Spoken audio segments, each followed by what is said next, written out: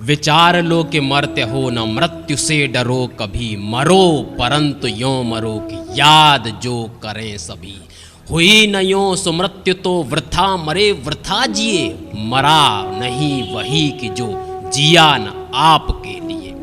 वही पशु प्रवृत्ति है कि आप ही चरे, वही मनुष्य है कि जो मनुष्य के लिए मरे। कवि कहना चाहते हैं कि हमें यह जान लेना चाहिए कि मृत्यु का होना निश्चित है, हमें मृत्यु से नहीं डरना चाहिए। कवि कहते हैं कि हमें कुछ ऐसा करना चाहिए कि लोग हमें मरने के बाद भी याद रखें। जो मनुष्य दूसरों के लिए कुछ भी ना कर सकें, उनका जीना और मरना दोनों बराबर हैं।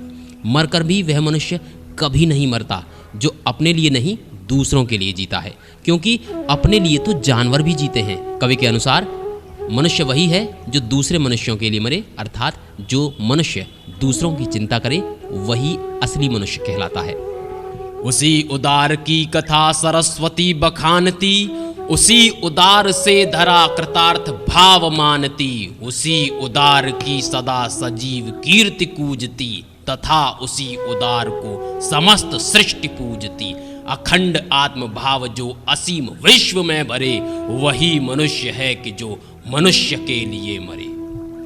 कवि कहते हैं कि जो मनुष्य अपने संपूर्ण जीवन में दूसरों की चिंता करते हैं, उनकी कथा का गुणगान सरस्वती अर्थात पुस्तकों में किया जाता है। पूरी धरती उस महान व्यक्ति की आभारी रहती है और उस व्यक्ति की बातचीत हमेशा जीवित व्यक्ति की तरह की जाती है और पूरी सृष्टि उसकी पूजा तक करती है।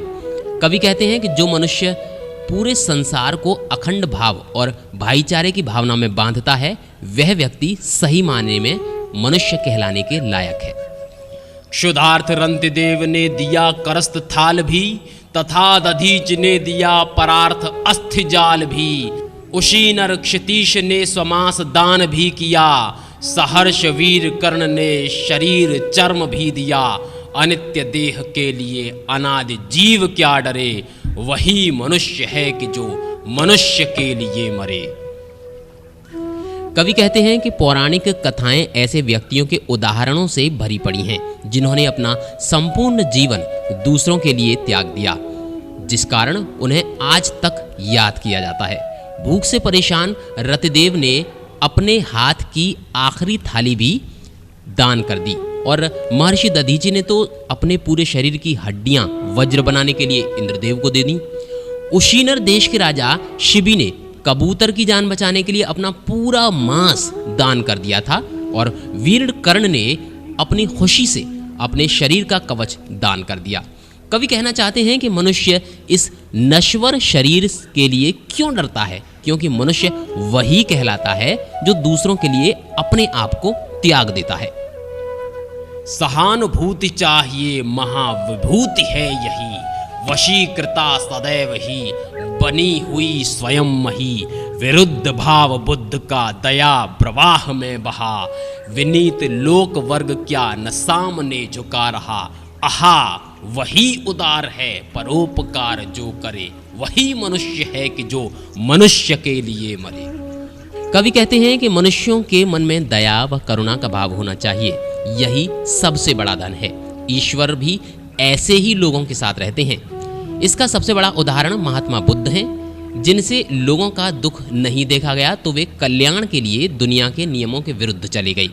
इसके लिए क्या पूरा संसार उनके सामने नहीं झुकता, अर्थात उनके दया भाव व परोपकार के कारण आज भी उनको याद किया जाता है और उनकी पूजा की जाती है। महान उसको कहा जाता है जो परोपकार करता है, वही मनुष्य मनुष्य कहलाता है जो मनुष्यों के लिए जीता है और मनुष्यों के लिए मर जाता है। रहो न भूल के कभी मदांत तुच्छ वित्त में, सनाथ जान आपको करो न गर्व चित्त में। अनाथ कौन है यहाँ त्रिलोकनाथ साथ है, दयालु दीन बंधु के बड़े विशाल हाथ हैं। अतीव भाग्यहीन है अधीर भाव जो करे, वही मनुष्य है कि जो मनुष्य के लिए मरे। कवि कहते हैं कि भूल कर भी कभी संपत्ति या यश पर घमंड नहीं करना चाहिए। इस बात पर कभी गर्व नहीं करना चाहिए कि हमारे साथ हमारे अपनों का साथ है, क्योंकि कवि कहते हैं कि यहाँ कौन सा व्यक्ति अनाथ है। उस ईश्वर का साथ सबके साथ है। वह बहुत दयावान है, उसका हाथ सबके ऊपर रहता है। कवि कहते हैं कि वह व्यक्ति भाग्यहीन है जो इस प्रकार का उतावलापन रखता है, क्योंकि मनुष्य वही व्यक्ति कहलाता है जो इन सब चीजों से ऊपर उठकर सोचता है। अनंत अंतरिक्ष में अनंत देव हैं खड़े, समक्ष ही स्वबाह जो बढ़ा रहे बड़े बड़े। परस्परावलंब से उठो तथा बढ़ो सभी, अभी अमर्त्य अंक में अपंक हो चढ़ो सभी। रहो न यहाँ कि एक से न काम और का सरे, वही मनुष्य है कि जो मनुष्य के लिए मरे। कवि ने कहा है कि उस कभी न समाप्त होने वाले आकाश में असंख्य देवता खड़े हैं जो परोपकारी व दयालु मनुष्यों का सामने से खड़े होकर अपनी भुजाओं को फैलाकर स्वागत करते हैं। इसलिए दूसरों का सहारा बनो और सभी को साथ में लेकर आगे बढ़ो। कवि कहते हैं कि सभी कलंक रहित होकर देवताओं की गोद में बैठो, अर्थात यदि कोई बुरा काम नहीं करोगे तो देवता तुम्हें अपनी गोद में ले लेंगे। अपने मतलब के लिए नहीं जीना चाहिए, अपना और दूसरों का कल्याण व उद्धार करना चाहिए, क्योंकि इस मरणशील संसार में मनुष्य वही है जो मनुष्यों का कल्याण करे व परोपकार करे। मनुष्य मात्र बंधु है यही बड़ा विवेक है, पुराण पुरुष स्वयंभू पिता प्रसिद्ध एक है। फलानुसार कर्म के अवश्य बाह्य भेद है, परंतु अंतरैक्य में प्रमाण भूत वेद है। अनर्थ है कि बंधु ही न बंधु की व्यथा हरे, वही मनुष्य है कि जो मनुष्य के लिए मरे। कवि ने कहा है कि प्रत्येक मनुष्य एक दूसरे के भाई बंधु हैं। यह सबसे बड़ी समझ है।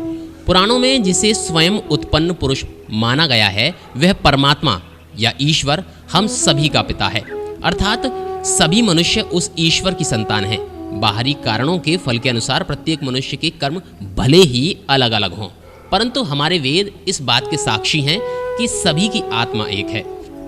कवि कहते हैं कि यदि भाई ही भाई के दुख व कष्टों का नाश नहीं करेगा तो उसका जीना व्यर्थ है, क्योंकि मनुष्य वही कहलाता है जो बुरे समय में दूसरे मनुष्यों के काम आता है।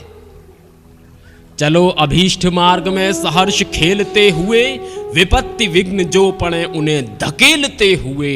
घटे न हेल मेल हाँ, बढ़े न भिन्नता कभी, अतर्क एक पंथ के सतर्क पंथ हों सभी। तभी समर्थ भाव है कि तारता हुआ तरे, वही मनुष्य है कि जो मनुष्य के लिए मरे। वही मनुष्य है कि जो मनुष्य के लिए मरे, वही मनुष्य है कि जो मनुष्य के लिए मरे, मनुष्य के लिए मरे, मनुष्य के लिए मरे। कवि कहते हैं कि मनुष्यों को अपनी इच्छा से चुने हुए मार्ग में खुशी खुशी चलना चाहिए। रास्ते में कोई संकट या बाधाएं आए तो उन्हें हटाते चले जाना चाहिए। मनुष्यों को यह ध्यान रखना चाहिए कि आपसी समझ न बिगड़े और भेदभाव न बढ़े। बिना किसी तर्क वितर्क के सभी को एक साथ लेकर आगे बढ़ना चाहिए। तभी यह संभव होगा कि मनुष्य दूसरों की उन्नति और कल्याण के साथ साथ समृद्धि की भी कामना करे।